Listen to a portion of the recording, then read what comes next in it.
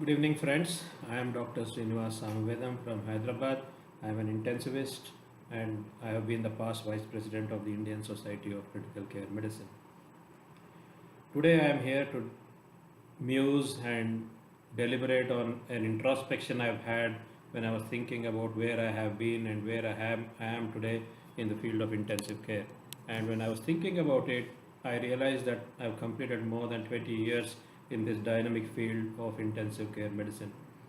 While on that thought, I also realized that some of the practices which I learned as a student and probably would have taught my students in my initial days as a teacher have changed dramatically. And I thought I will probably in a sequential series of such introspection understand why these paradigms have shifted in the field of intensive care. Not only therapeutics, but the diagnostics, the organization of intensive care units, the availability of machinery, and the attitude of non-intensivists towards the field of intensive care have changed significantly, mostly for the better in the field of intensive care. If you look at what happened in 2002, 2003, when I began my career as a trainee in critical care at the Manipal Hospitals, Bangalore, and to what it is today, every unit today has advanced technology and they have access to state of the art equipment which is available anywhere else in the world. That itself is a major paradigm shift. But I think the most important paradigm shift which I have noted and I realized has made a dramatic turnaround in the last 20 years is in the field of fluid therapy. Most of you probably would agree with me on that issue. Fluids have undergone several paradigm shifts in the last 20 years. The most important and the most long lasting and the far reaching paradigm shift is probably in the quantum of fluids which are being given to the patients. When I was a trainee in intensive care, people around me, my seniors probably, would be upset if I don't fill a patient to the gills with fluid if he had come with shock, especially septic shock. So the concept in 2002, 2003 was fill the patient, reassess, fill some more, and then you think about what you should do. You should start a vasopressor or what you should be doing. That paradigm has definitely changed to the point that intermittently in between in the 2012 2014 era we thought we will go a little conservative when Manu Malbrain raised the point of the global interstitial perfusion syndrome. Now, after a plethora of studies which have shown that a positive fluid balance is definitely detrimental to a whole spectrum of patients, be it burns, be it traumatic brain injury, be it pancreatitis, be it ARDS, we now have gone into early conservative and late conservative uh, strategy for fluid resuscitation for our patients with hemodynamic compromise.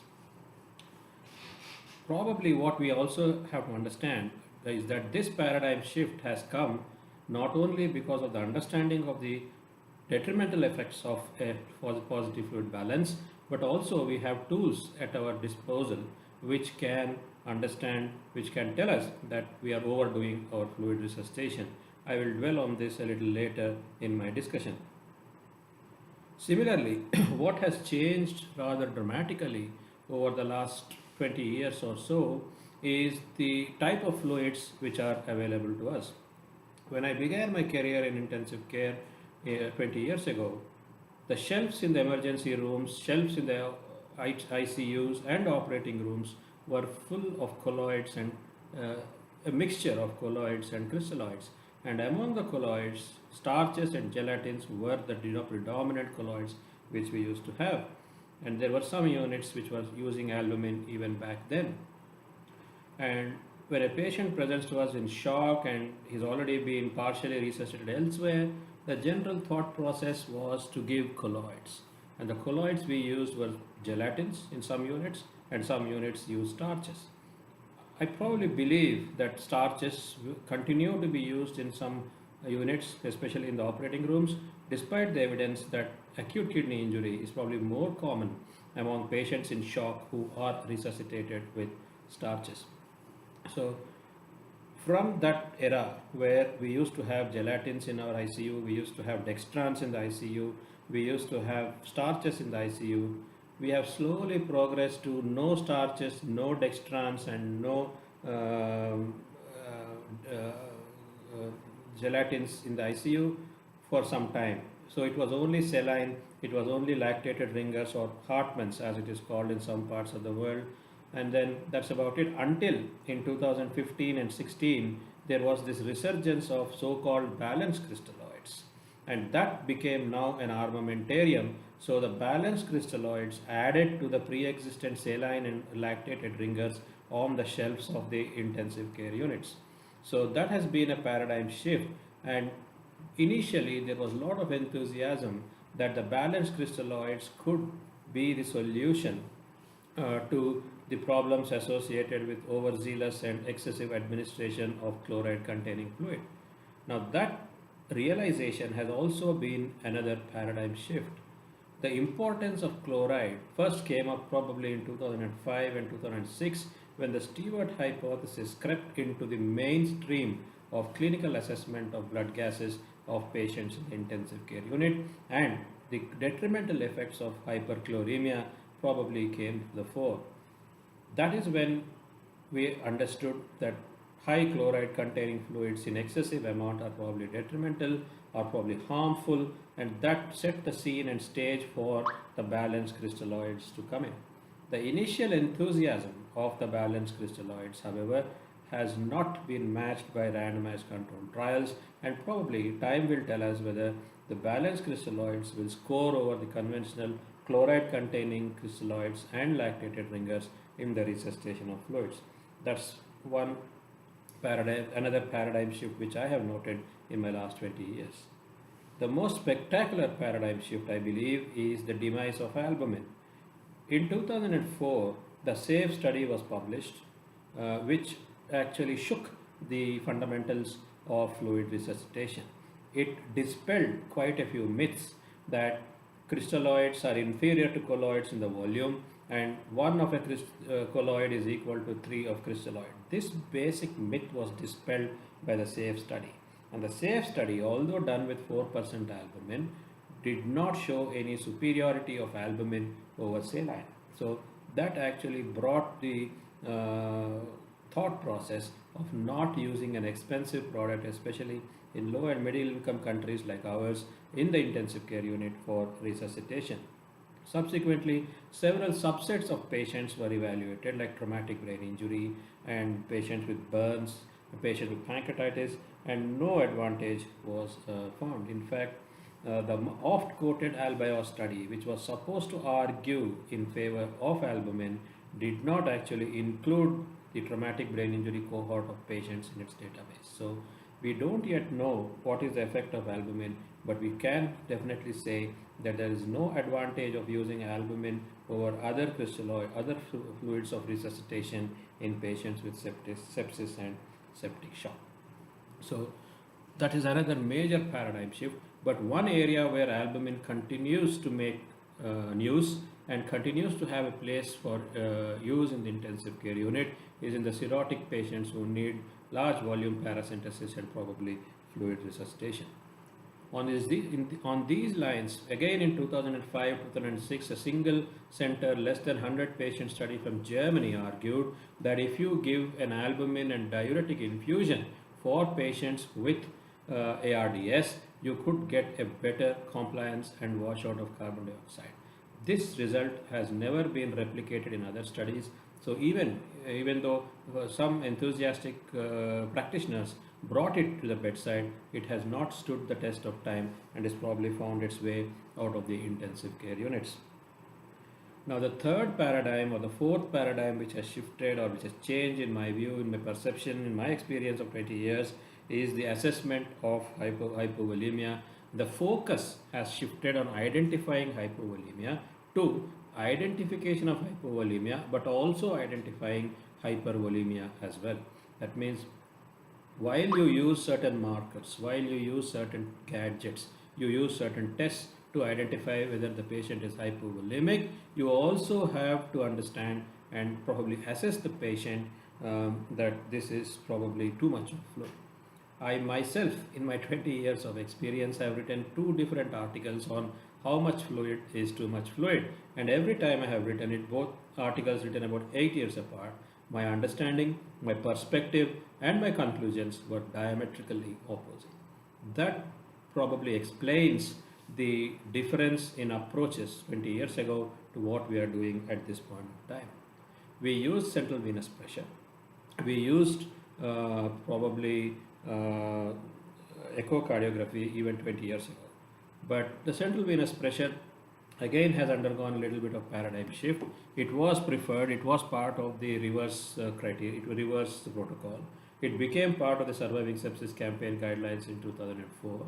But since then, the enthusiastic use of CVP has waned off, and its role as a predictor of preload or a right ventricular filling capacity has also decreased.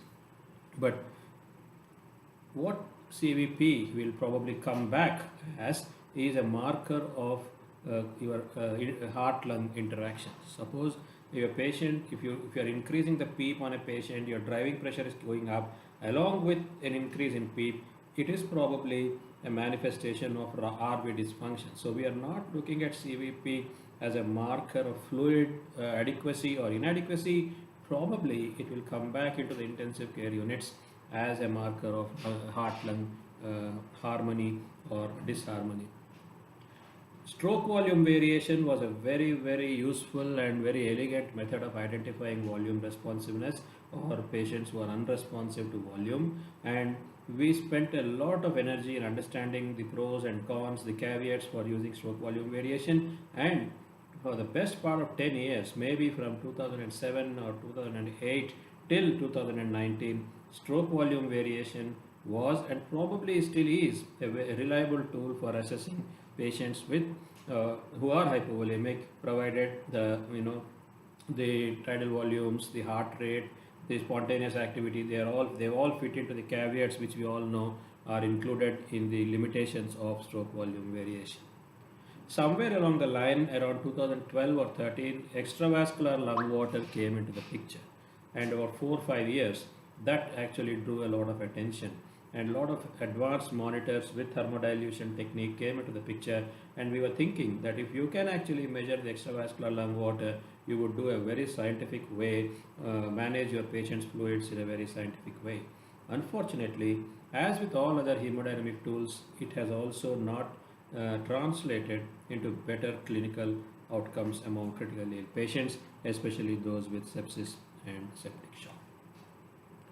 So now the focus has come to identify volume overload.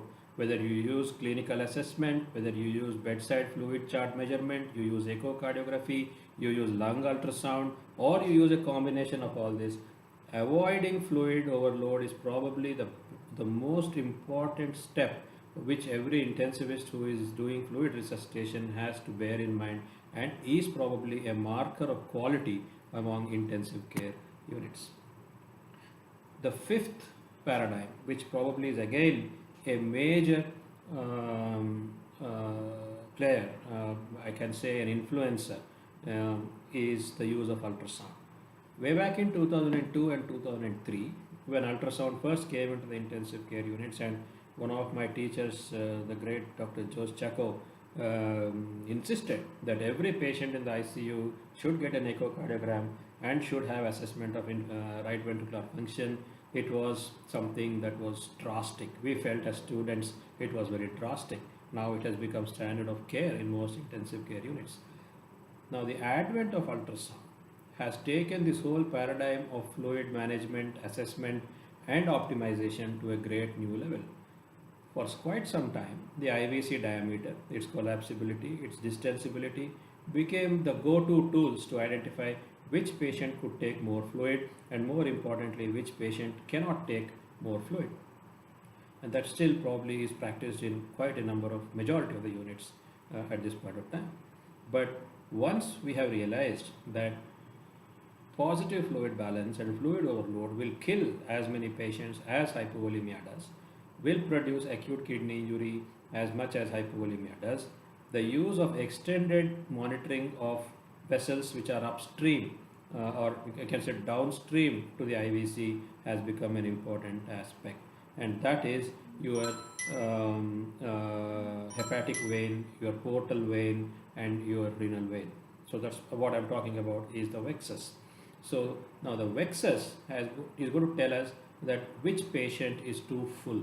He will tell us, the vexus will tell us who is not eligible for more fluid challenges, despite what the map, the Vasexes, and other parameters are telling you.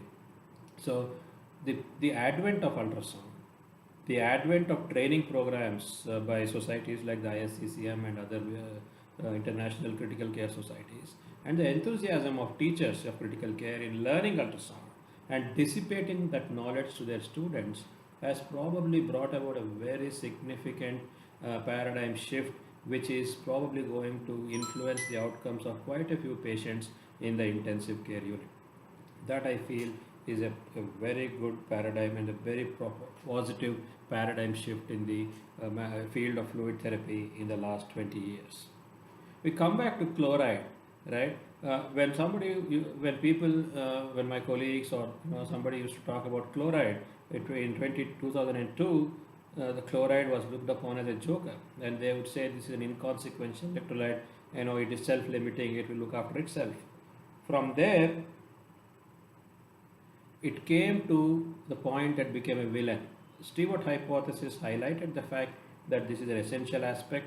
The strong ion gap, the strong ion difference are all linked to chloride, and we were also probably caught up with the concept that hyperchloremic metabolic acidosis per se is an independent risk factor for acute kidney injury in the intensive care unit.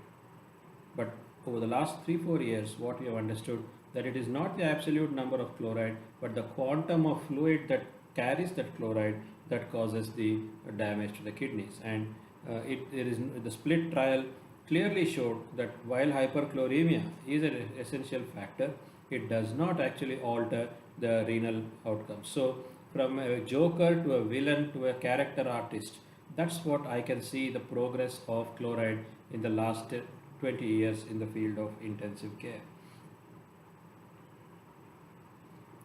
One set of indices which have actually remained strong, have not shown any signs of wobbling under so much of pressure in the last 20 years are the dynamic indices.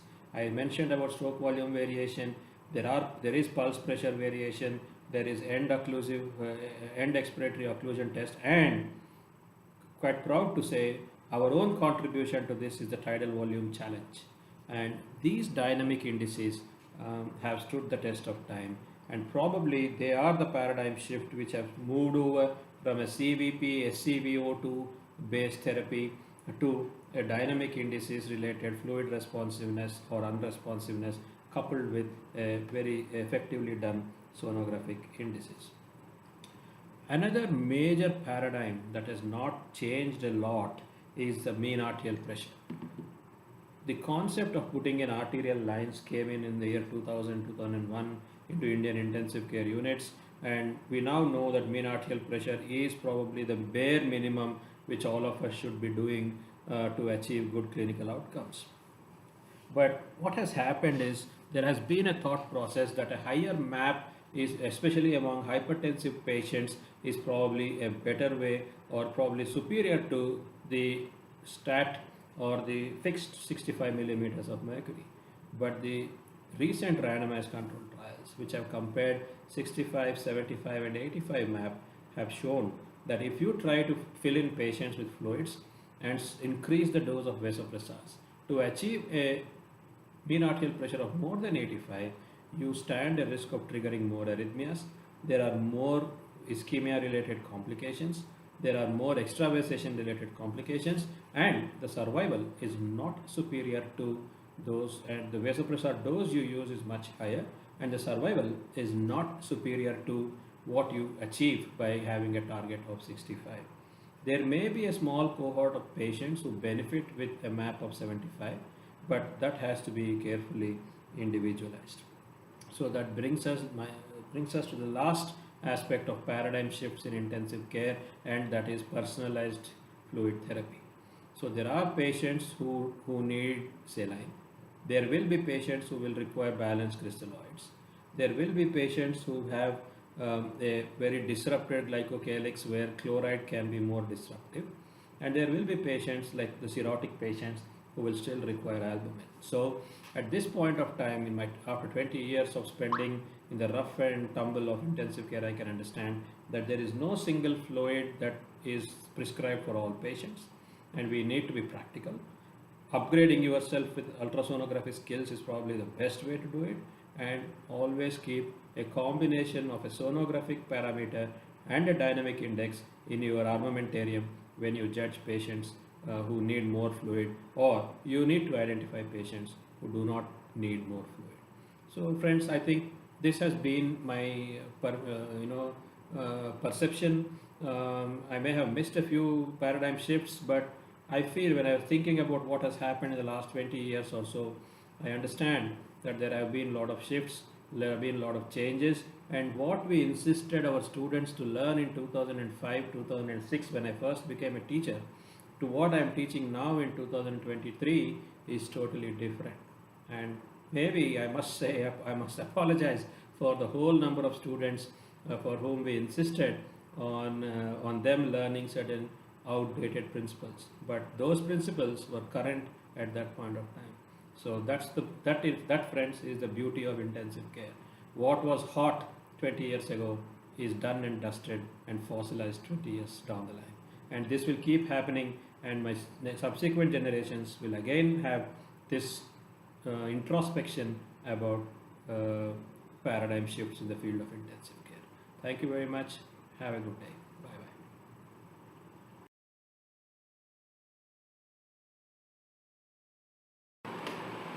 bye. Hello friends. I'm sure you would have heard about my reminiscences and my recollections of what I have learned and what I've gone through in the last 20 years as far as fluid therapy is concerned.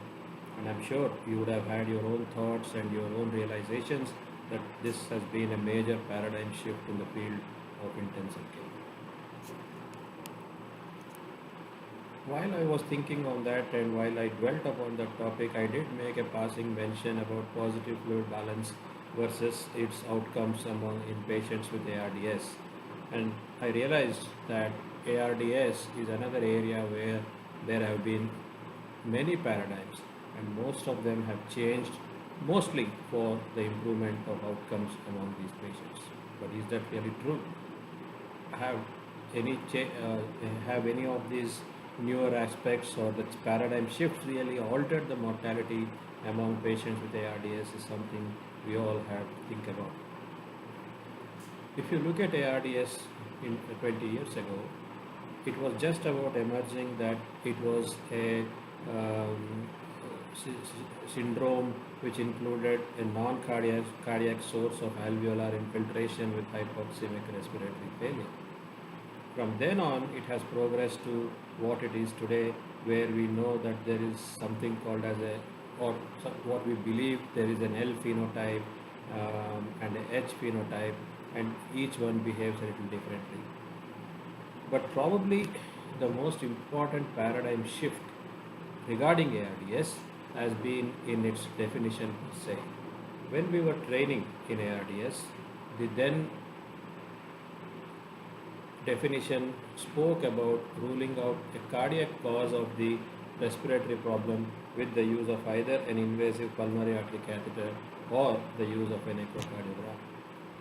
From then on, we have progressed to what we then realized about 10 years ago about the Berlin definition of ARDS and the necessity for doing a CT scan for these patients to fit them into a diagnosis of ARDS. Subsequently, it has been felt that in resource-limited areas and in developing countries and low and middle-income countries, the blanket application of CT scan may not always be feasible, and a good number of these patients who are potentially ARDS patients would drop out from the diagnosis, and therefore the strategic management for ARDS because of the non-availability of a key diagnostic tool. That prompted the Kigali modification of the Berlin definition, but this particular modification has not actually been widely accepted, and still the Berlin definition seems to be the mainstay for diagnosing patients with ARDS.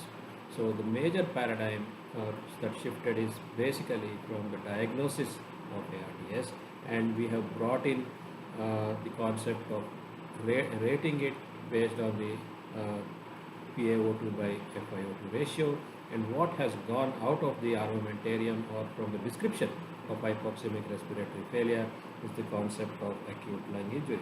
Having said that, certain older definitions like transfusion related acute lung injury still persist. So what do you call those hypoxemic respiratory failures that are happening as a result of transfusion? So still I think there is a scope for improvement of the definition of ARDS. In my perspective as a student and then as a junior consultant and currently now as a teacher and an intensivist of 20 years standing, I personally feel the biggest game changer in the management of patients who are mechanically ventilated has been the realization that high tidal volumes are detrimental even in the non-ARDS lung. When we started our training in 2002-2003, it was just coming into the realm of intensive care that 6 to 8 mils per kilogram of ideal body weight of tidal volume is probably safe, is probably good, and is probably the better way of ventilating patients with ARDS. Prior to that, even in the ARDSNet studies and other studies in ARDS, the tidal volumes which were delivered were close to 15 mils per kilogram of ideal body weight.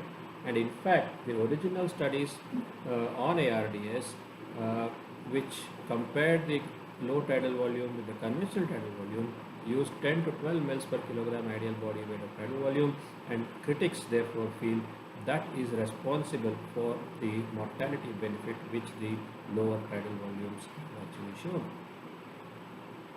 As a corollary or as a side activity, these studies have also shown that higher tidal volumes are associated with an increased concentration of biomarkers in the bronchoalveolar lavage fluid. While we have seen the impact of biomarkers and followed them fastidiously during the COVID pandemic, it was in 2009, when it was first described that patients who are ventilated with higher than 8 mils per kilogram body weight have a higher concentration of interleukin 6 and interleukin 12 in the bronchoalveolar lavage fluid, suggesting that mechanical ventilation itself is a cause of biotrauma. So the paradigm from then progressed to low tidal volume ventilation to the point that we came to 6 to 8 mils per kilogram tidal volume per kilogram of ideal body weight tidal volume. To the point now we have reached a stage with the availability of extracorporeal blood purification techniques including ECMO and ECCO2R, we now are saying that ultra low tidal volumes are also feasible and are safe among patients with ARDS, which means tidal volumes as low as 4 mils per kilogram ideal body weight have been applied with no detrimental effect, but they are yet to show unequivocal mortality benefit. So 4 mils is supposed to be something that is workable and that is something that is implementable among patients with ARDS. So that's a major paradigm shift. So nearly 70% decrease in the tidal volumes which you are delivering to patients compared to what we were doing in the year 1999 and 2000. The second parameter, which has probably kept pace with the tidal volume, but which was used for quite a long time in probably inappropriately high numbers in inappropriate subset of patients, is PEEP. When I began my career in intensive care, it was not unusual to find patients with ARDS being ventilated with PEEP of 15 and 16. Some of them survived, some of them didn't survive. Some of them probably had air leaks, not a full-blown pneumothorax, but definitely pneumomediastinum. We never picked it up. But there were times when patients were ventilated even up to PEEPs of 20 and 22. And the ARDSNet study, the PEEP table also used this level of PEEP for quite some time, for about A decade after that, it continued to be used and people were being ventilated with PEEPs of 15 and 16. But consequently, subsequent publications, subsequent understanding has probably educated us that a PEEP of more than 12 is probably no more beneficial than a PEEP of 10 to 12. So identifying an optimum PEEP and ventilating patients with an acceptable PEEP is probably another major paradigm shift which has influenced the outcome among patients with ARDS. There are multiple reasons for that. We have now got better tools to image the lungs. We have now got better understanding of the mechanics, and we also know, as we will discuss, as we will dwell upon later, about the driving pressure and its correlation with an increasing PEEP. But PEEP always does not confer a better aeration of the lung, and better oxygenation is an understanding we have realized over the last 20 years, and now we have come to a stage of low tidal volume to ultra low tidal volume with our optimum PEEP not crossing maximum 14 millimeters of mercury. The third paradigm, which probably has waxed and waned, had a big fan following in the early part of 2000 to 2006, 2007, and then became a little skeptic about it, and then probably is now falling out of favor, is recruitment manual. When I was a trainee in intensive care in 2002 and 2003, we used to very animatedly discuss about the ways of recruitment. What is the best way of recruitment? Should you recruit with CPAP? Should you recruit with pressure control? And then we used to practice it. We used to follow our seniors, our teachers. They used to show us how to recruit patients. And in the early days of prone ventilation, which again we will discuss in a little bit of detail shortly, if you have proned a patient and have not recruited it, it was considered as incomplete treatment of the patient. So recruitment became a very standard practice for all comers of patients with ARDS. Then somewhere along the line, publications came in which said that there are two types of ARDS, a heterogeneous or an extrapulmonary ARDS and a homogeneous and a pulmonary ARDS, one of which is recruitable and one of which is non-recruitable. And we tried to use a lot of explanations to say that in a homogeneous lung, recruitment is probably good, and in a heterogeneous lung, the recruitment is probably not good. And that philosophy persisted till the Farlap study proved that recruitment can be harmful for all patients with ARDS, and it's a very, very selective group under invasive hemodynamic monitoring who will benefit with the use of these recruitment maneuvers. But there is no hard evidence in published critical care literature which argues strongly that patients who are refractorily hypoxemic will get better with recruitment maneuvers. Of course, inverse ratio ventilation, prone ventilation, and probably APRV are all subtle types of recruitment maneuvers, but recruiting the lung with pressure seems to be something that has fallen out of vogue, and you will have to do it in under really pressing circumstances with meticulous monitoring whatever you use. So after recruitment or before recruitment or at the same time as the recruitment came into the picture, people started looking at prone ventilation. Prone ventilation is never something that's come out of the blue. It has been practiced before, it has been recommended before. As early as the late 70s, it was practiced among critically ill ARDS patients. But prone ventilation as a strategy for patients who are refractorily hypoxemic started coming into the mainstream of management of these patients in the early part of my career as an intensivist. But we did not know how long you should prone these patients, how long you can leave them in the prone position, and how many times you should prone these patients. So we proned quite a few patients, maybe for 4 hours and 6 hours, and then said yes, he's not getting better or he's getting better, and maybe we supined them too fast, so our results were not as good as what they are currently when you prone patients with severe refractory hypoxemic respiratory failure. Now, prone ventilation has got several benefits. Most of you are aware of it. But if you go back to evolution, the simplest way of thinking is we all evolved as four-legged animals. So the basal part of the lung, or the upper part of the lung when you're walking on four legs, is the one that is actually being brought into play when you prone patients in the context of ARDS.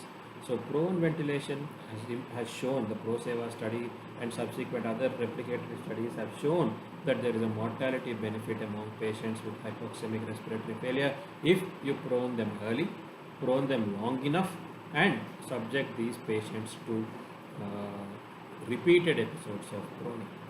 In the initial stages of prone ventilation, there were concerns that your vascular accesses could be a problem, your dialysis, your catheter insertions could be a problem, your airway could be a problem. But over a period of time, we have learned to manage these hard housekeeping activities very well. Teams have become very conversant with the art of proning, to the point that we are now subjecting patients in prone ventilation to ECMO as well.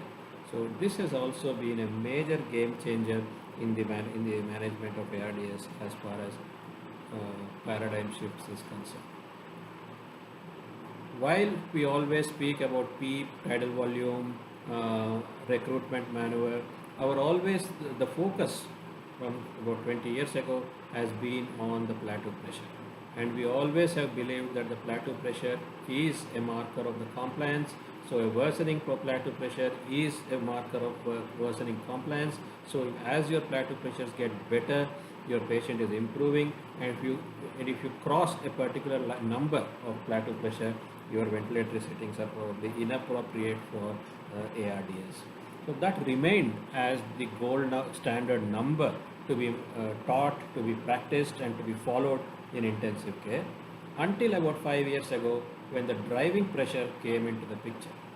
Now this driving pressure equated the plateau pressure and the PEEP, and said that what your PEEP is doing to the rest of the respiratory mechanics is reflected in the driving pressure, and you can up your PEEP if there is no compromise in driving pressure, and that solved two problems. It gave you a number beyond plateau pressure, and it also told you how to identify the acceptable PEEP for a particular patient, and also to understand what is harmful PEEP. So the emergence of driving pressure and getting a number for it, like a 12 or a 13 or a 14, for the cap for driving pressure to be reflective of the success or failure of your patient with mechanical ventilation, seems to be another major paradigm shift, and it has now become standard practice to record driving pressures in your monitoring charts for all patients with ARDS. About 3-4 years ago, while we were just before the COVID pandemic started, interesting concept of mechanical power came into the picture, and this power looked at the delivery of force over a period of time to a fixed surface area, which means that energy is being delivered to the lung. So since energy cannot be lost anywhere, it dissipates, and it is the lung that absorbs this energy, and the more energy you dissipate to the lung without doing effective work, the more damage you are going to do. So mechanical power as a surrogate reflection of your inappropriate ventilatory strategies or your appropriate ventilatory strategies has been another paradigm shift which has come into the field of mechanical ventilation. When you go back to low tidal volume ventilation, when you go back to optimum PEEP mechanical ventilation, and when you go back to moderate driving pressure mechanical ventilation, the whole purpose or the whole focus has been on what was called as lung protective ventilatory strategy. This was the mantra for any answer or any query regarding how do you ventilate a patient with ARDS. The answer would be a standard set of lung protective ventilatory strategies with low tidal volume, optimum PEEP, and acceptable driving pressure. But that probably seems to be a very focused or a tubular vision directed approach to mechanical ventilation, because mechanical ventilation, when you ventilate the lung, the impact is not borne only by the lung but by other structures as well. predominantly the thoracic structures, the heart, the intercostal muscles and the diaphragm, but also the extrathoracic structures like the kidney and the brain. So it is not, and considering the fact that the heart and lung are very intrinsically connected and work like in very significant synchrony, heart-lung interactions and the effects of mechanical ventilation on the functioning of the heart became an integral part of protective ventilation. So from lung protective, we went into lung and right ventricular protective ventilatory strategy. We can't leave it at that. The diaphragm is an important player, whether the patient is on a controlled mode of ventilation or whether the patient is on a spontaneous mode of ventilation. The diaphragm is an integral and a crucial player in this act of respiration and the subsequent liberation of the patient from mechanical ventilation. So, diaphragm protective ventilatory strategy then came into the picture, and this actually correlates to the pressure support you give to these patients with mechanical ventilation. We were always believed that if the patient is tiring out, he is not synchronizing well, maybe if you increase the pressure support, he will settle down. Now that concept is not always 100% true. If you give more pressure support to the patient and he hyperinflates its lung, the brunt is borne by the diaphragm, and this is what is called as over-assistance myotrauma, and such patients will definitely end up with having weaning failure. So this understanding of myotrauma has brought into focus the diaphragm protective ventilatory strategy. So when you talk about protective ventilation at this point of time, 20 years down the road, what I personally feel is that it is lung, it is right ventricular and diaphragmatic protective strategies which have to be discussed in tandem when you say how do you ventilate patients with ARDS. So this concept of right ventricle has come into the picture, and that brings us to the discussion about our old friend the central venous pressure.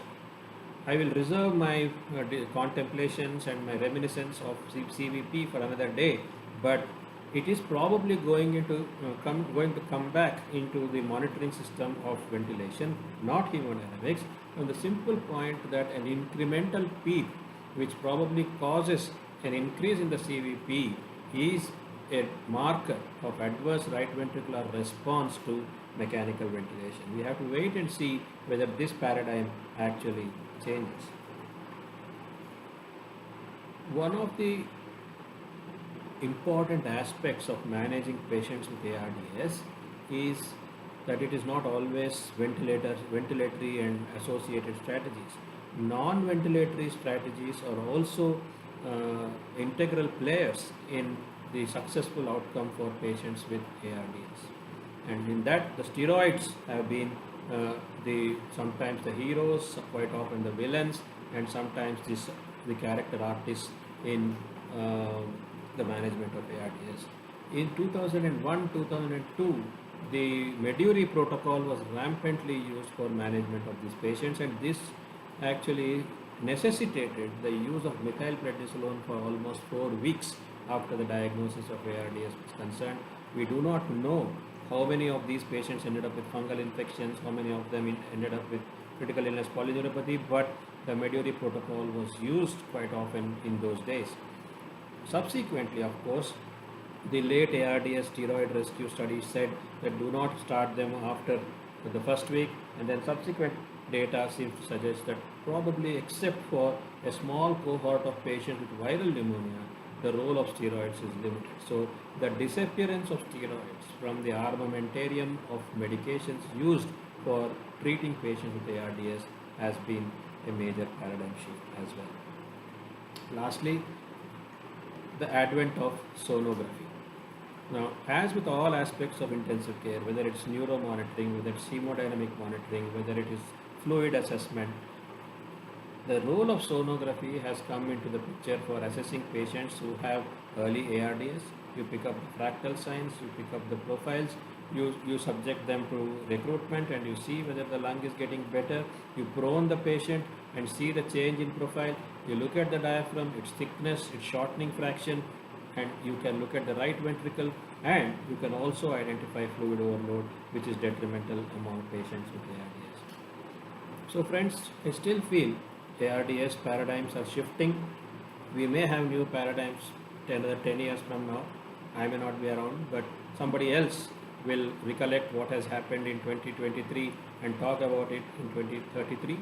But there have been several paradigms like optimal tidal volume, the advent of driving pressure, moderation of PEEP, the use of prone ventilation, the early short-term use of neuromuscular blockade, the concept of driving pressure, a global protective strategy rather than the lung protective ventilatory strategy, and of course the use of sonography. So ARDS is one area where I feel some paradigms have shifted in my last 20 years of intensive care. So please think about it and just message or let me know what your thoughts are on this aspect of the paradigm shift that has happened in a crucial area of intensive care. Thank you very much. We will meet again short in the next set of. As I keep thinking, maybe I will get some more ideas, some more paradigms that have shifted, and will get back to you. Thank you very much.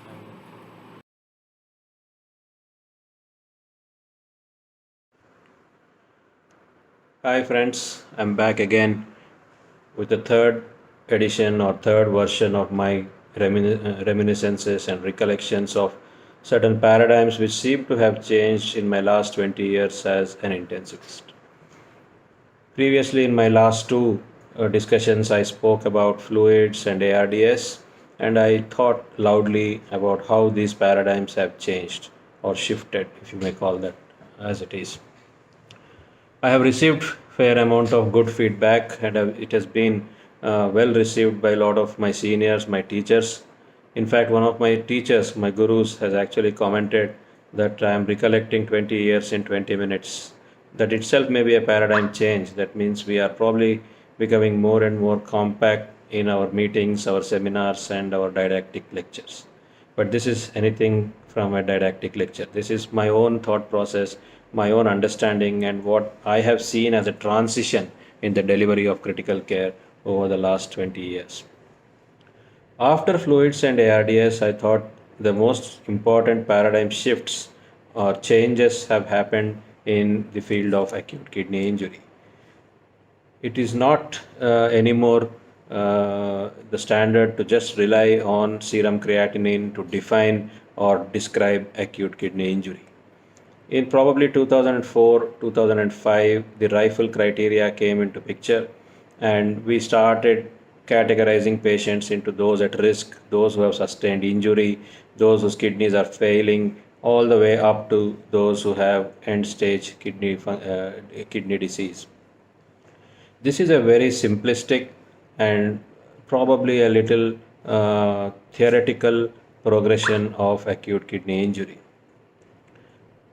Somewhere along the line, the inadequacies or the lag in the rifle criteria in identifying early AKI was probably noticed, and several other criteria came into the field, like the KDIGO guidelines, the KDIGO criteria, the AKIN criteria, the AKIN staging of acute kidney injury, which are more practical and scoreable parameters.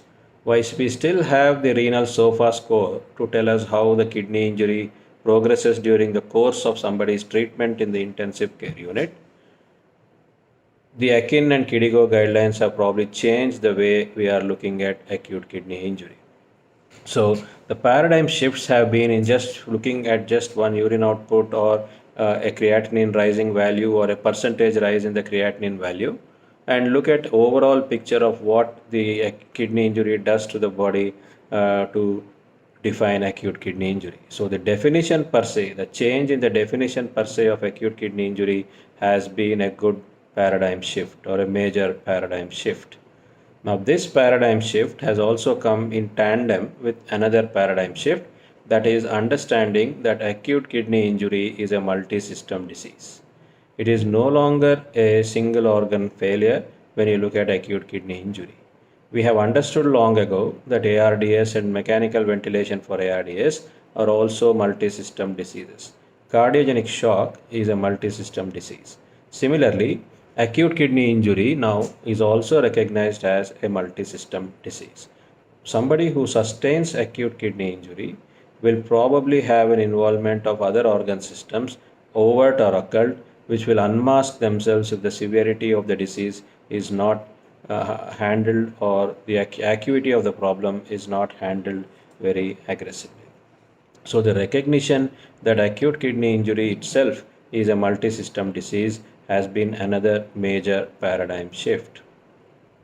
Once we have identified acute kidney injury and we understood the consequences of acute kidney injury, we were again under an impression that early aggressive renal replacement therapy has an advantage in preserving residual renal function and is probably associated with better survival. Nobody was able to define how early is early acute kidney injury. So, when you look at the spectrum of publications which have come in over the last 20 years, initial enthusiasm about early aggressive renal initiation of renal replacement therapy within 12 to 24 hours of onset of AKI found a lot of favor in the first half of the 20 years. Subsequently, we have understood that early aggressive initiation of renal replacement therapy for soft indications like a fluid overload alone or for other indications other than azotemia, acidosis, and hyperkalemia does not confer any survival benefit among patients who are admitted to the intensive care unit for acute kidney injury. So it is still debatable how early is early aggressive renal replacement therapy. The publications which have described early renal replacement therapy have spoken about initiating it anywhere between 24 to 96 hours. That is a big gap. So, what exactly is early aggressive renal replacement therapy is not yet clear. So, the paradigm shift here is we have gone back to considering initiation of renal replacement therapy for established indications like hyperkalemia and acidosis with hemodynamic compromise and a rising urea and creatinine value rather than initiate it for a very soft indication like a possible positive fluid balance.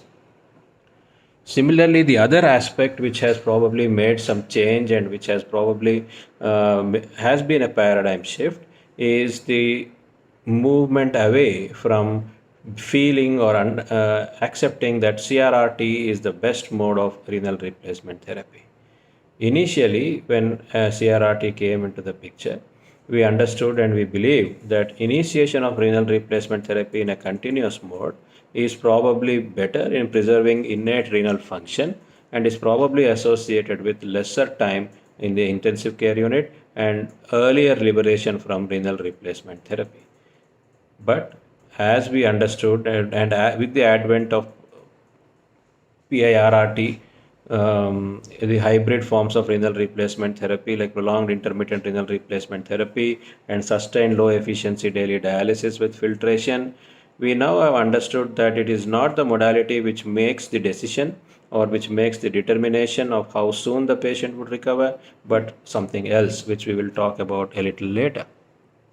So, CRRT still may have a place to play in intensive care practice in that it has become part of the extracorporeal organ system algorithms like ECOS algorithms or the MOST system, that is the multi-organ support therapy systems.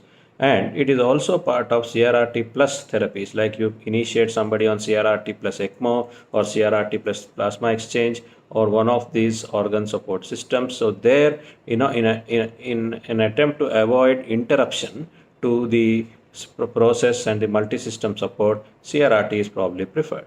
Still, in some situations like a hepatic failure, for example, CRRT may have a role. But in a general context of an intensive care patient, CRRT probably does not have the glamour and the advantage over other forms of renal replacement therapy which it had about 20 years ago.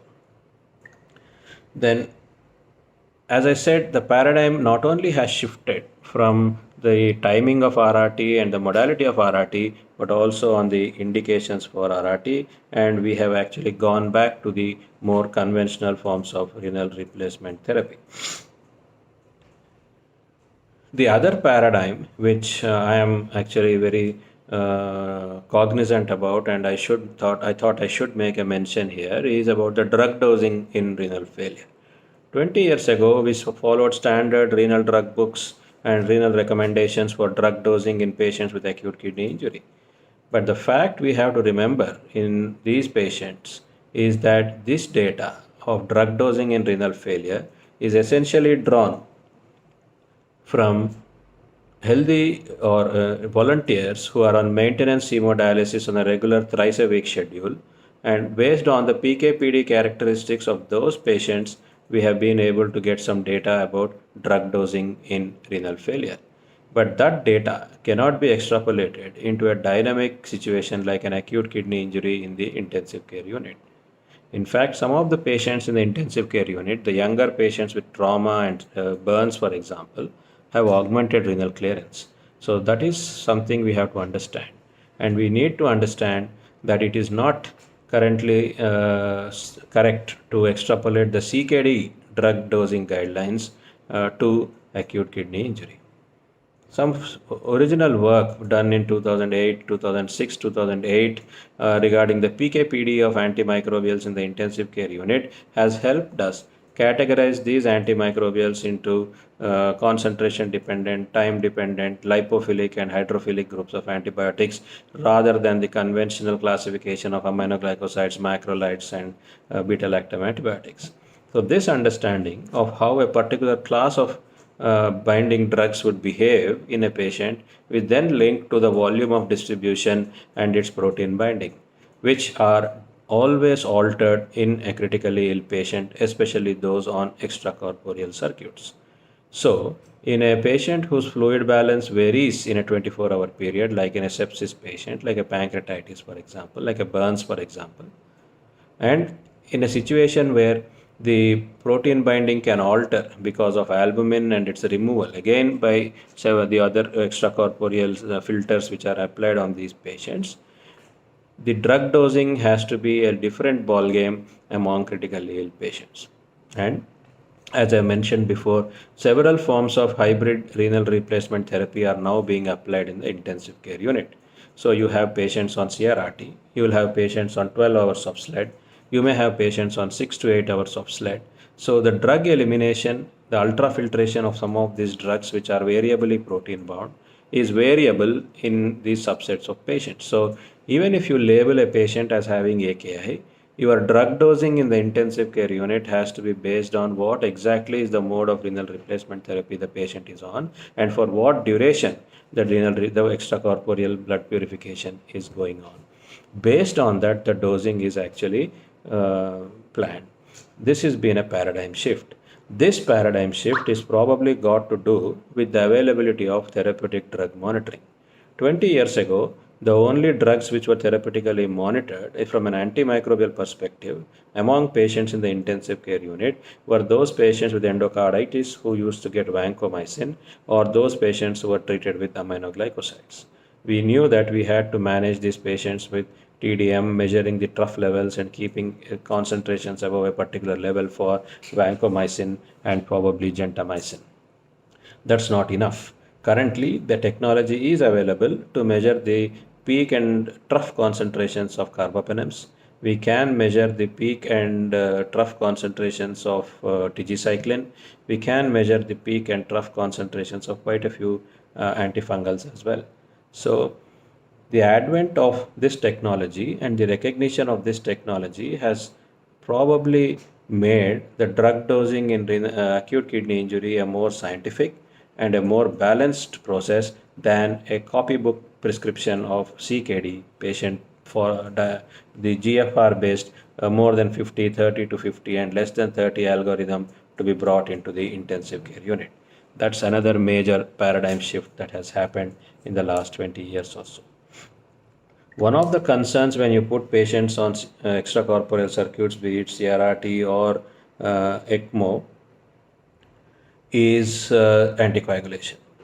And we have actually tried different forms of regional anticoagulation among those patients who cannot be systemically anticoagulated for various reasons. And critically ill patients present to us with several such situations where you cannot anticoagulate them. So heparin protamine combination was tried, and we have tried with prostacyclin, and initially we tried with citrate as well, but protamine having its own anticoagulant and anaphylactic tendencies, and prostacyclin being expensive and a cumbersome procedure to do regional anticoagulation with, they did not actually find acceptance in intensive care nephrology as mainstream interventions. Citrate came and went for a few years, except until till a few years ago, regional citrate anticoagulation has been projected and has been made available across the country for patients who are coagulopathic. Whether it really prolongs the filter life and makes an impact on renal recovery is something we do not yet understand. But a paradigm shift is that we now have a tangible option for anticoagulating coagulopathic patients who need renal replacement therapy with a very precious cartridge that needs to be preserved. The most important aspect or an important emerging concept about AKI is the fact that AKI per se is a risk factor for CKD in future. For example, if a non-diabetic young individual enters your ICU with pancreatitis and develops AKI, the pancreatitis resolves and the AKI resolves, and he goes home with a good urine output and a creatinine of less than 1.2. 10 years down the line, this patient has a 3 to 4 fold higher chance of developing CKD on his own without additional risk factors. With additional risk factors like diabetes and other known risk factors for CKD, this risk actually doubles or triples to what it was in the baseline. So, the recognition of AKI as a risk factor for CKD in future has been a major demographic and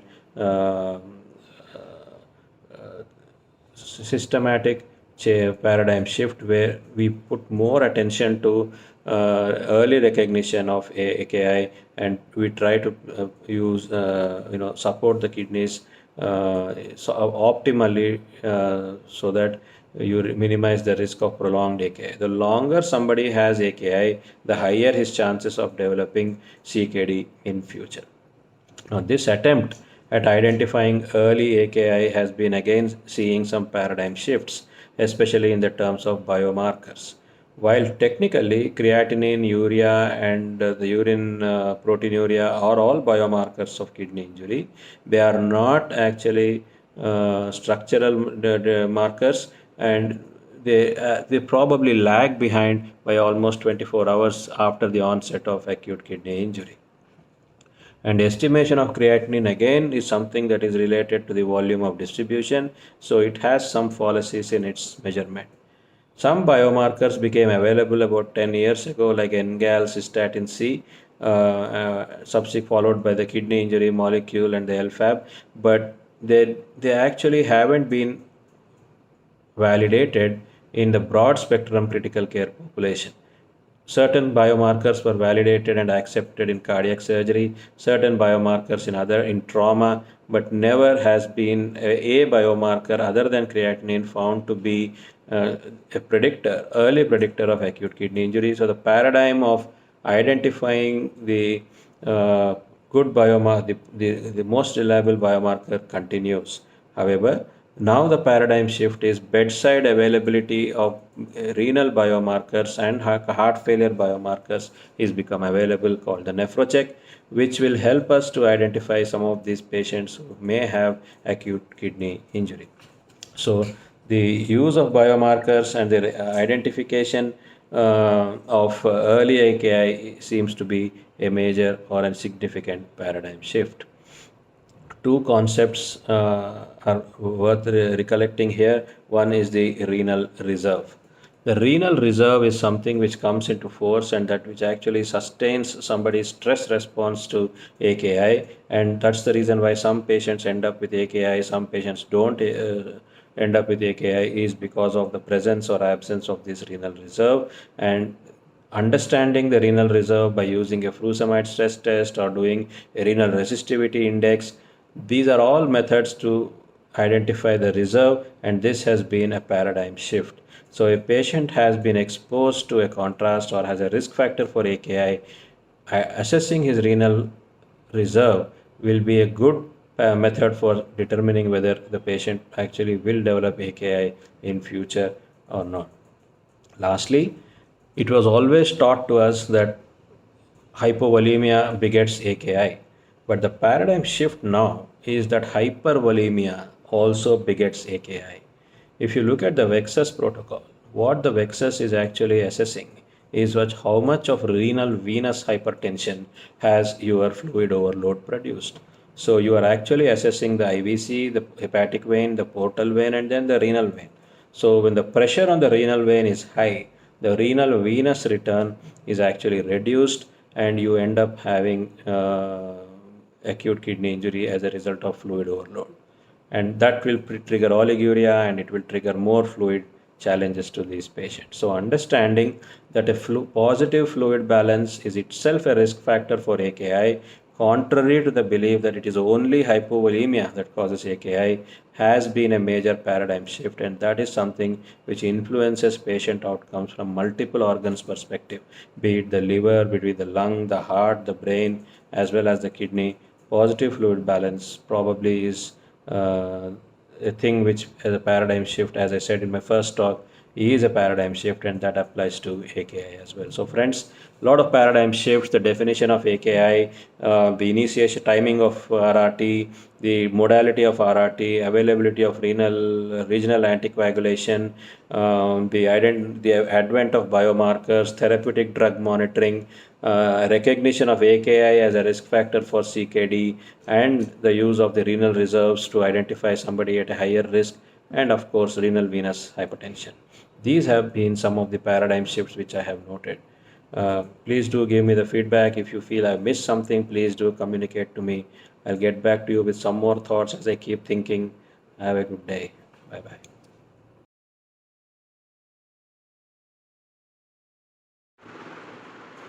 Hello, friends.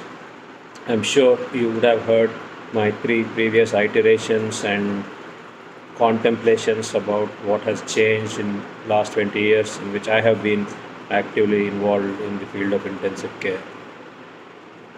Paradigm shifts in the fields of fluid therapy, ARDS, and acute kidney injury have been something which has been discussed and which has been, uh, you know, published a lot in the last 20 years, and I thought those were some of those big paradigm shifts. But one important paradigm shift which came into my mind while I was thinking about the series of paradigms which have shifted, which has probably got more connotations and implications for us as practitioners of this dynamic field of intensive care, is antimicrobial therapy. You may call it a paradigm shift, or you may call it a result or a consequence of irrational antibiotic prescription, but it's a fact that the resistance patterns of organisms or the changing sensitivities of organisms has been a very disappointing paradigm shift as far as I'm concerned over the last 20 years. Piperacillin tazobactam came into the Indian market when I was beginning my career in intensive care in 2002, and only one brand was available for a couple of years, and that seemed to be a very powerful antibiotic, if you can call it, at that point of time. And we used to use it for life-threatening conditions like severe necrotizing fasciitis and the like. But how many of us actually now fall back upon piperacillin tazobactam as the primary antibiotic if somebody has got a hospital-acquired infection today? Your thought process automatically goes into a carbapenem or a ceftazidime avibactam or a polymyxin class of antimicrobials, and you don't even think about piperacillin tazobactam as an antibiotic for hospital-acquired probable drug-resistant infections. This has been a paradigm shift in the sense that some of the drugs which we thought were very useful in those days are now becoming redundant or less effective. The same story goes with imipenem. Imipenem came into the market in 2003, 2004, and we all thought that something good to break the resistance patterns in intensive care units is available, and it became a mainstay for pancreatitis for 2 to 3 years before data was published that it is not superior to the third and fourth generation cephalosporins. But as we progressed and as my career in intensive care grew, the relevance of imipenem cilastatin for treating significant infections and hospital-acquired infections has dwindled, and that's another molecule whose relevance has become less over the last 20 years or so. So the paradigm shift, I'm calling it a paradigm shift because the paradigm of simpler antibiotics being effective has gone, and now we are looking at more complex combinations of antibiotics as your primary go-to friends when you are faced with a drug-resistant infection. Probably on a brighter note, another paradigm shift which I have noted and probably is good for our prescription practices is that we have just gone from a disc diffusion based sensitive intermediate resistant pattern or a sensitive or resistant pattern of antimicrobial sensitivity to a precise MIC based drug dosing regimens or antimicrobial dosing regimens. That may be a more scientific way of looking at prescribing antimicrobials. And what this MIC based dosing regimen also helps us to do is to still use certain antimicrobials which in a higher dose, which probably would have been considered as resistant if you were using the previous disc diffusion based culture sensitivity reports. So the paradigm in better technology and better equipment being able to tell you that at this concentration this antibiotic is still going to work is probably another paradigm shift, and more training programs on antimicrobial therapy and antimicrobial stewardship programs are focusing on MIC and its interpretation as the route to proper and correct antimicrobial prescription. Another area where I have seen paradigm being transferred or shifting is from infusions, from bolus dosing to continuous infusions to prolonged intermittent infusions of antimicrobial therapy. In 20 years ago, it probably did not dawn on us that we are giving some of these antimicrobials in the wrong way. That's probably the reason why the resistance to some of these bugs also became obvious pretty sooner than expected. So a 1 hour infusion or a 1.5 hour infusion of antimicrobials was considered was considered good enough 20 years ago, but again to the pioneering efforts of researchers like Jeffrey Lipman and others who spoke about the role of infusions, prolonged infusions being better or being superior than a bolus dosing of antimicrobials, we started practicing infusions of antimicrobials for patients in the intensive care unit. Probably it did not make a difference to the patients who are not in the intensive care unit, who are in the wards or who are in the perioperative setting, but shocked patients on vasopressors or who had other comorbidities and were critically ill with higher Apache scores definitely seem to do better with infusions of antimicrobials, specifically beta-lactams, carbapenems and the like. Then came the question whether a continuous infusion that is running over 24 hours is superior or confers better antimicrobial results, advantage than an intermittent infusion. There were debates, there were comparative studies, and there were pros and cons discussions on this issue. At the end of the day, what we still at this point of time realize that continuous infusion is probably not superior to a prolonged intermittent infusion of 4 to 6 hours. A longer infusion time may actually result in deactivation or denaturation of some of these drugs like carbapenems and amonobactams. But a prolonged infusion, like at least half of the circulating half-life, like if a drug has a half-life of 8 hours, at least a 4-hour infusion, or if a drug has a half-life of 6 hours, at least a 3-hour infusion is definitely superior to an intermittent short-term administration of antibiotic like over an hour or half an hour of infusion. So the paradigm that has shifted is that bolus infusions are out, continuous infusions are not necessary, and prolonged infusions are probably the better way or the optimum way of administering antimicrobials in patients in the intensive care unit.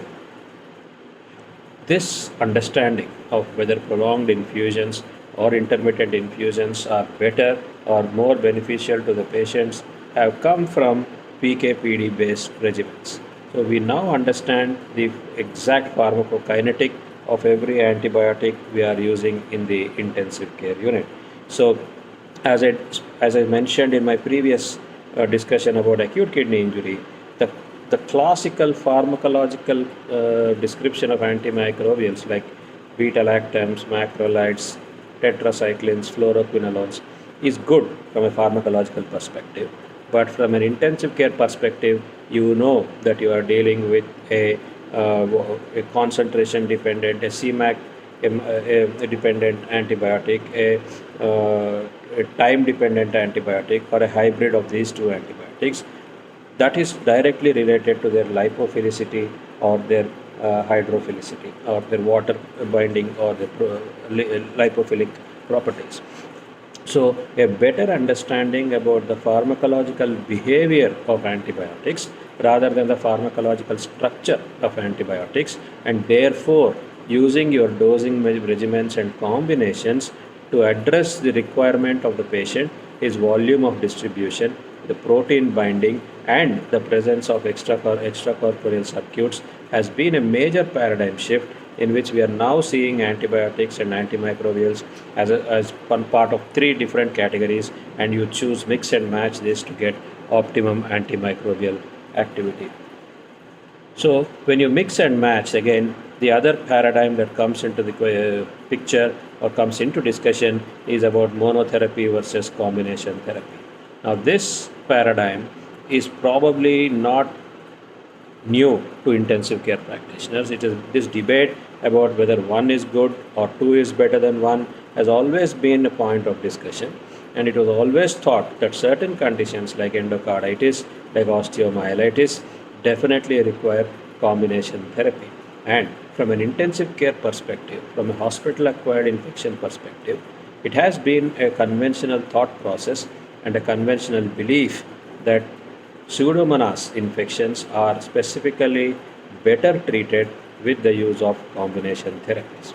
So it always came out as a piperacillin tazobactam plus something else, or a meropenem with something else was considered to be better. But that philosophy has not been substantiated over the last 5-6 years. And evidence at this point of time seems to suggest that even in the context of Pseudomonas infections, monotherapy is effective in a very high number of patients, and you don't need to actually prescribe combination for all patients. Still, there may be a debate about Pseudomonas. Some people believe combination is better, but across the spectrum of bacteria, other than tuberculosis and other the specific infections, monotherapy is now considered to be as good or as effective as combination therapy. So sometimes in our enthusiasm to use a combination therapy, we also have used mutually antagonistic antibiotics.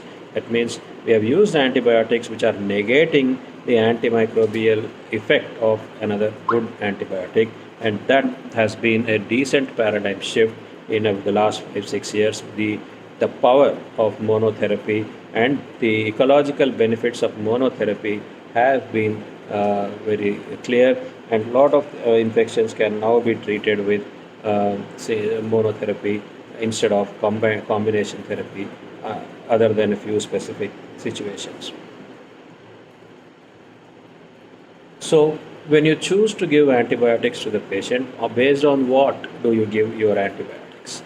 So that's where the relevance of procalcitonin has come in, and there has been a paradigm shift for the last 15 years at least in the way procalcitonin is used in the intensive care unit. When procalcitonin first emerged as a biomarker in the year 2003, 2004, maybe, and peaked at 2005, it probably became a probably misunderstood or a misinterpreted biomarker. That means people were using procalcitonin to initiate antimicrobial therapy. And then we used to do serial procalcitonins to say whether the patient's infection is getting better or is not getting better. While the latter part may still be true, we may still use procalcitonin to tell us whether our treatment is effective and the infection is being controlled or not. But initiating antibiotics solely on the basis of a procalcitonin has become non-standard of care at this point of time, and that has been a paradigm shift in the field of antimicrobial therapy. Procalcitonin enters into our thought process or into our workflow as a marker of antimicrobial stewardship. It comes in as a marker of de-escalation of antibiotics. It comes in as a marker of withdrawing antibiotics if viral infection is a differential diagnosis and your procalcitonin is negative. So the Indian Society of Critical Care Medicine has actually come out with a position statement and a guideline on how to interpret procalcitonin, and the use of procalcitonin to conserve antibiotics rather than use procalcitonin to escalate antibiotics has been a major paradigm shift in the way, regarding the way in which we use antimicrobials and biomarkers in the intensive care unit. As we use extracorporeal circuits more and more, the behavior of procalcitonin among patients who are on extracorporeal circuits is also being increasingly recognized, and we will see more paradigm shifts in which this useful biomarker will do benefit for patients in the intensive care unit. While on this topic of biomarkers, one area where biomarkers have probably come into the picture and started becoming players in this entity or in this activity of empirical versus therapeutic antifungal therapy is the availability for testing of biomarkers, the beta-D-glucan and the galactomannan. Now, again, the presence of these biomarkers in certain fluids like a bronchoalveolar lavage fluid is probably more representative of an fungal infection than in a serum sample. The paradigm shift is that we have gone away from just using scoring systems to say whether if the patient has a high Apache score, has been on parenteral nutrition, has got a central line, has undergone surgery, is diabetic, then you are going with antifungal therapy or justifying the initiation of antifungal therapy.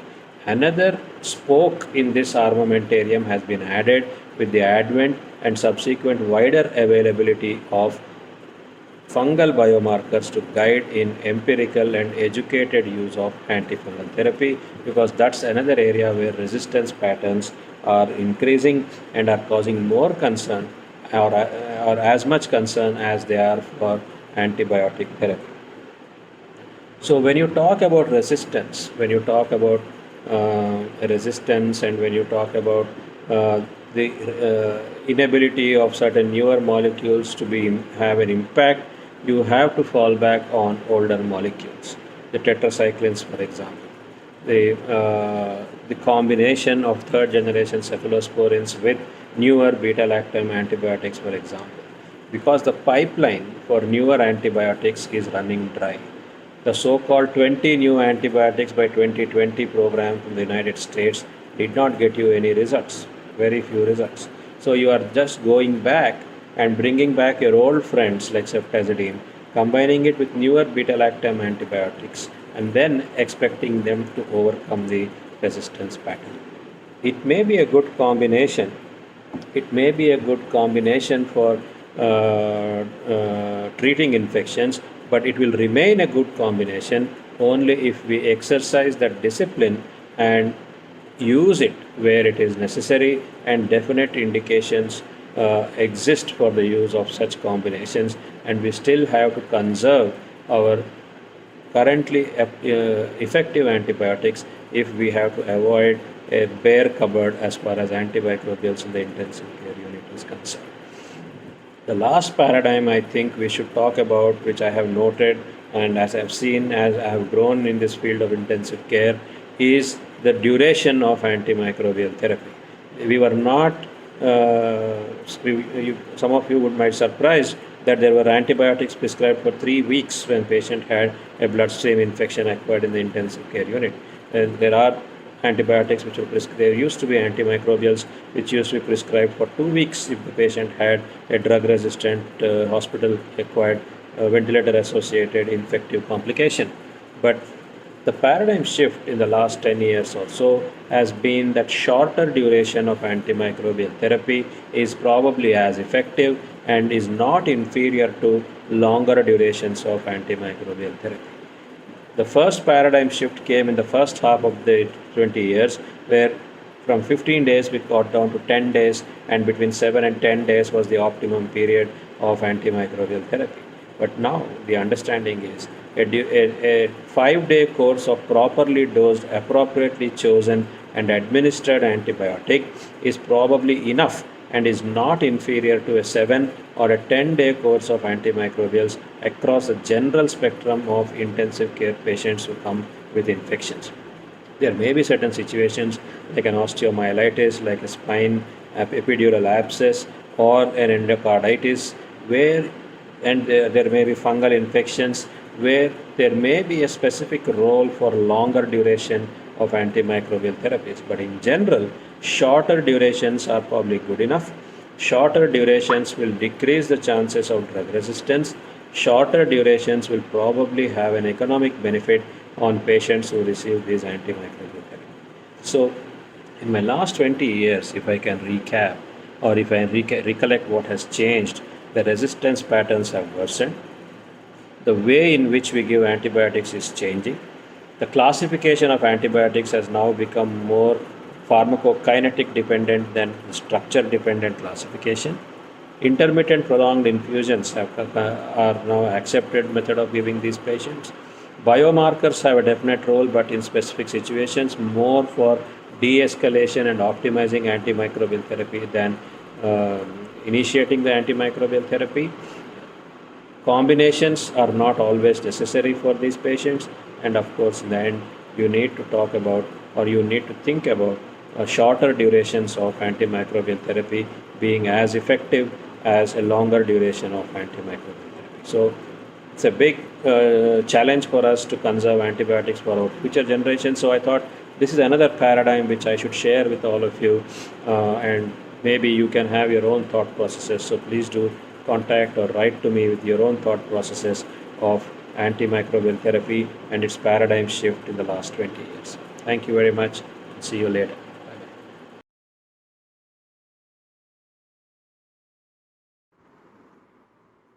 Hi friends, hope you're all doing well, and I'm back again with the fifth iteration or the fifth version of my own loud thinking about some of the paradigms which have shifted or changed in the last 20 years that I have been involved in the field of intensive care medicine. Today, I probably will think about or talk about nutrition as it has evolved, ICU nutrition to say, how it has evolved over the last 20 years in intensive care. Conceptually, 20-25 years ago, ICU nutrition was probably thought of as a supportive or a corollary to what's going on in the intensive care unit, and it's never did get as much importance as fluids or vasopressors or antimicrobial therapy, acid-base balance, and renal replacement therapy. But as we have understood the nuances of ICU nutrition, the importance of sarcopenia, the loss of muscle mass, the means of measuring it, which are all paradigm shifts which have happened, the role of nutrition as an intervention, as a therapy, has probably emerged as one of the big paradigms in intensive care. And the people who prescribe nutrition have changed from the nutritionists to trained and informed ICU clinicians who take the responsibility of prescribing ICU nutrition. Today, the whole concept of tailoring the nutritional requirements of the patient, formulating it, and delivering it in a way that the acceptable number of calories and the targets are achieved for a good proportion of patients. And the target of nutritional support that is achieved among intensive care patients has become a quality indicator if you want to understand that the importance in intensive care. So that's been one of the major paradigm shifts where nutrition has progressed from a also ran or a 12th man on the field to a impact player in the intensive care unit. 20 years ago, the moment somebody did not tolerate enteral nutrition for 24 hours or 48 hours, we definitely used to think about parenteral nutrition. So there are two paradigms here which we need to consider. One, how long can an intensive care patient be starved or be deprived of any form of nutritional support, and what adverse effect it has on the ultimate outcome of these patients, and whether early initiation of parenteral nutrition is necessary for these patients. Yes, there are clearly established guidelines for enteral and parenteral nutrition, but previously the kind of panic that used to set in among intensivists, and if you could not feed your patient in the first 48 hours, is no longer valid. In fact, patients who have not been fed up to 4 days and maybe five do not do worse than those who have been initiated on enteral feeds in the first 48 hours. So the paradigm has shifted with early aggressive enteral nutrition or early aggressive initiation of nutritional support plus or minus parenteral nutrition to a more guarded, more measured approach to enteral feeding and ensure that whatever you deliver is tolerated and absorbed by the patient.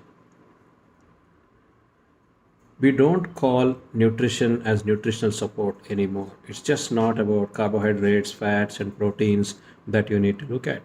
The whole paradigm of ICU nutrition has now become metabolic support. So, how is the nutritional composition going to impact the inflammatory pathology? How is it going to impact the biomarkers of inflammation? How is it going to impact the biomarkers of coagulation? What is it going to do to the volume status of the individual? What is it going to do to the electrolyte status of the individual? All these questions are now being routinely answered while prescribing nutrition. So, nutrition, while providing the energy to the patient, is also part of the metabolic support which a critically ill patient actually deserves. That's again been a major paradigm shift. Previously, we used to go with standard formulae of 25 kilocalories or roundabouts and try to achieve those targets. But that one size fits all hypothesis has actually now failed to find muster among practitioners in intensive care medicine. Nutritional assessment, by whatever tools we had and whatever tools we have at this point of time, which was usually ignored initially, has now become central to planning the therapy of the patient. While you manipulate the ventilator for uh, oxygenation and ventilation, you titrate the fluids, you look at the ultrasound, you use the labs to optimize your antimicrobial therapy. Similarly, the day-to-day dynamics of assessment of nutrition, the changes of the markers of nutritional adequacy or inadequacy have become integral to daily checklist for intensive care patients. So, this nutritional assessment by various tools, by thick measurements and parameters has become an integral part.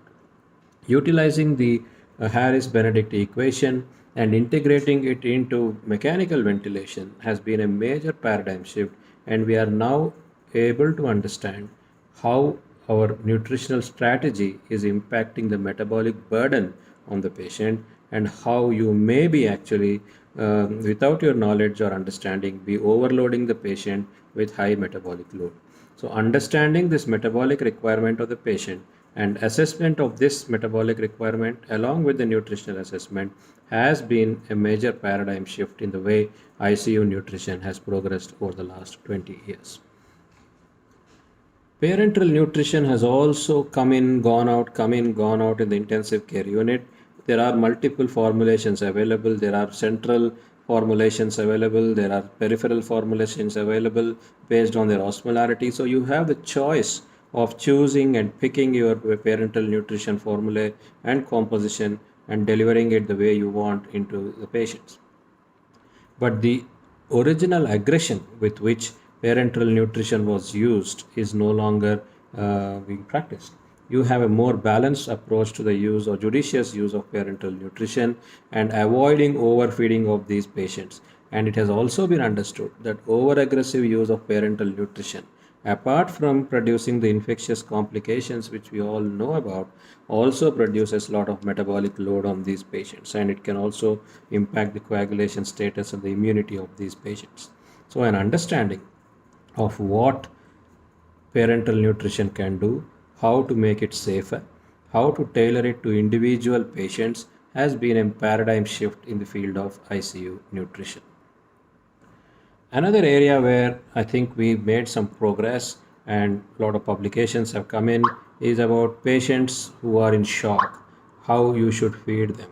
You completely refrain from feeding these patients, or you feed them normal calories, or you feed them in a hypocaloric sort of way. What is it that we have tried to achieve? What is it that we are trying to achieve? How much of our targets can we achieve in these patients? Is it okay to completely keep them off feeds completely until the shock reverses? At what shock level can you initiate feeds? These are paradigms which were not answered till recently until the Nutriria study, and then the more recently published Nutriria 3 study have attempted to answer.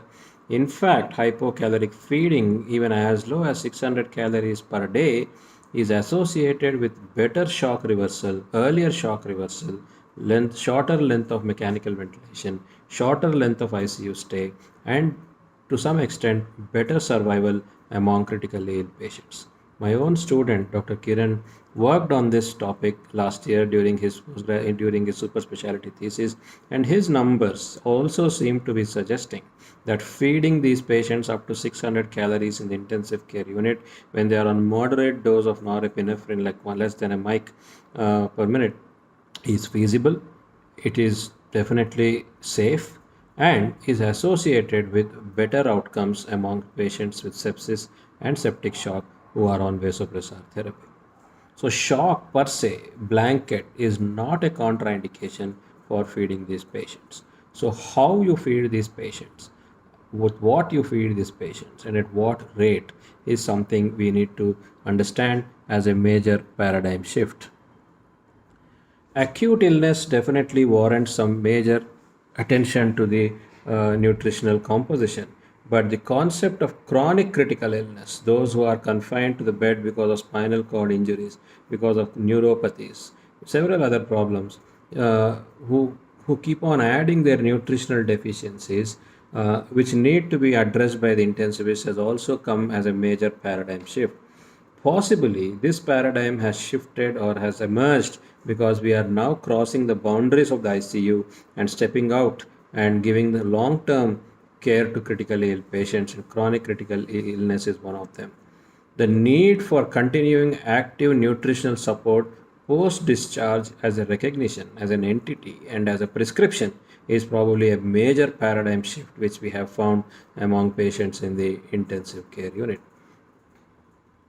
The targets for nutritional support, as I mentioned earlier, have also now become better defined. The paradigm has shifted from overfeeding or underfeeding to what we can call as target based nutrition with well defined nutritional protocols. What the role of protein and how much protein you give to these patients, what is the type of protein you give to these patients, has also been a good paradigm shift in among intensive care patients.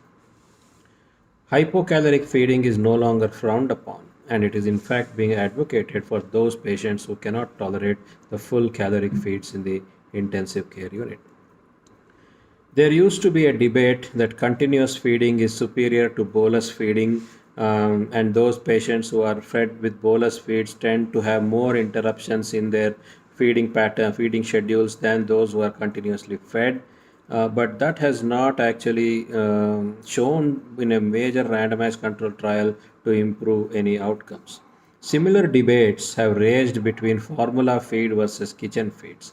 Hospitals which have good laminar flow setups which can manufacture or prepare their own kitchen feeds in a hygienic and safe way have proven and shown that kitchen feeds are probably comparable to formula feeds. But On certain aspects like trace elements, certain aspects like certain vitamin deficiencies are probably less commonly encountered for those patients who are fed with a formula diet than those patients who are fed with a kitchen based diet.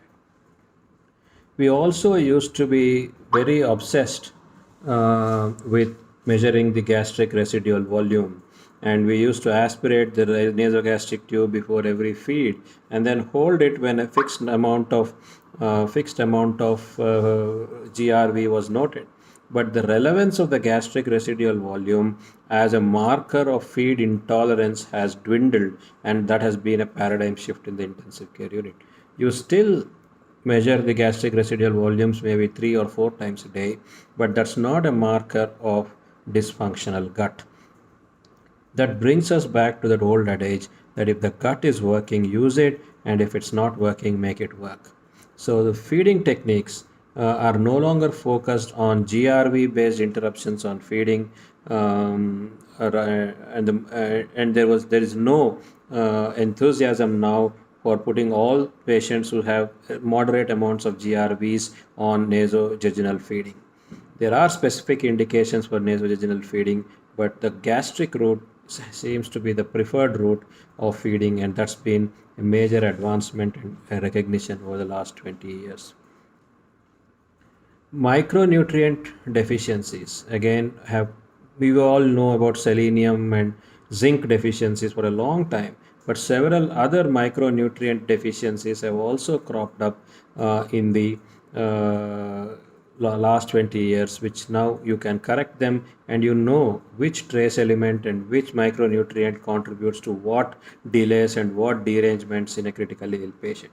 That again has been a major paradigm shift. And evolution of ICU nutrition as a mainstream topic for discussion amongst critical care fraternity. The number of publications that happen annually on ICU nutrition, the emerging knowledge on the nuances and the advancements on ICU nutrition has probably been a major paradigm shift in terms of ICU nutrition. So essentially, we have understood when to feed patients. We also have understood that it is not bad to keep them unfed for at least 72 to 96 hours. We know that hypocaloric feeding is possible. Shock patients need not always be starved. Micronutrient deficiencies can now be quantified. The measure anthropometric and other measurements are now available, which will guide you for our therapy. Very conservative and balanced use of parenteral nutrition, and of course the non-reliance on gastric residual volumes as the markers of feed tolerance or intolerance are probably some of the paradigm shifts which have emerged. So friends, these are some of my thoughts about the paradigm shifts that have happened in the field of ICU nutrition. Please do think about it. If you find that I have missed something or you think there's some paradigm that has shifted, please do feel to communicate with me. Thank you very much and have a good day. Bye bye.